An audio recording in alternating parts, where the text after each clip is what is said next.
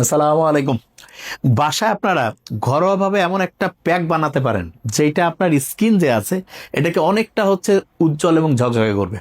তো এইটা খুবই ইজি ওয়েতে বানানো যায়। তো এইটার মধ্যে যে উপাদানগুলো আছে সেই উপাদানগুলো শরীরের যে এই স্কিনের যে তিনটে স্তর আছে, একটা হচ্ছে এপিডার্মিস, মাঝখানে হচ্ছে ডার্মিস, তার নিচে যেটা আছে হাইপোডার্মিস।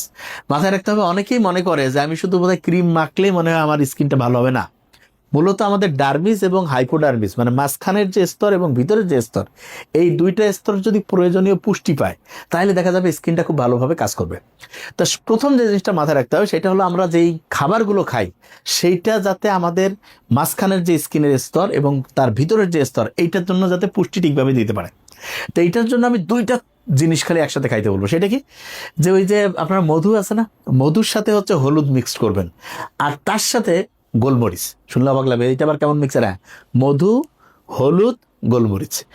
গোলমরিচের মধ্যে পিপেরাইন নামে একটা উপাদান আছে। এটা করে কি, হলুদের যে অ্যাবজর্পশন এটা 2000 গুণ পর্যন্ত বাড়ায় দেয়। কতটুকু নেবেন? 1 চামচ বা আধা চামচ হলুদ নেবেন, যাই যেটুক খাবার হজম করতে পারেন।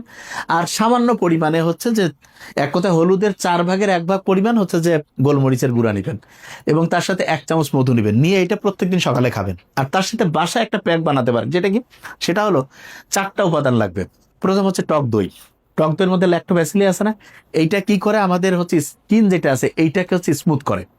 এবং এরপরে ওইখানে একটু আবার হলুদ দিবেন। হলুদটা কি করে, হলুদের মধ্যে কারকিউমিন বলে একটা উপাদান আছে, এটা ব্যাকটেরিয়ার বিরুদ্ধে ফাইট করে। এরপরে আমাদের যে শরীরের যে অক্সিডেটিভ ফসফোরাইলেশন প্রক্রিয়া, যে ওইটাকে বলে যে আবর্জনা তৈরি হয়, ফ্রি রেডিক্যাল, সেইটাকে সে ওয়াশ আউট করে।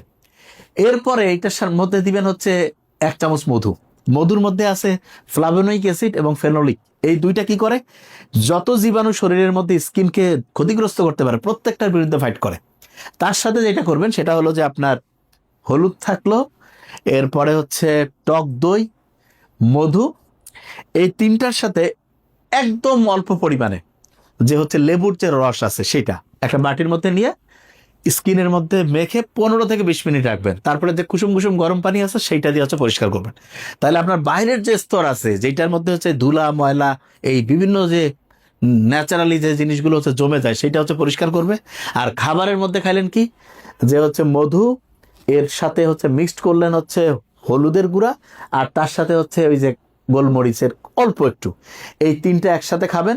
ইনশাল্লাহ দেখবেন যে খুব দ্রুততার সাথে এই 2-3 সপ্তাহের মধ্যে আপনার স্কিন একদম আগের চাইতে অনেক অনেক গ্লো করবে। Thank you so much. আসসালামু আলাইকুম।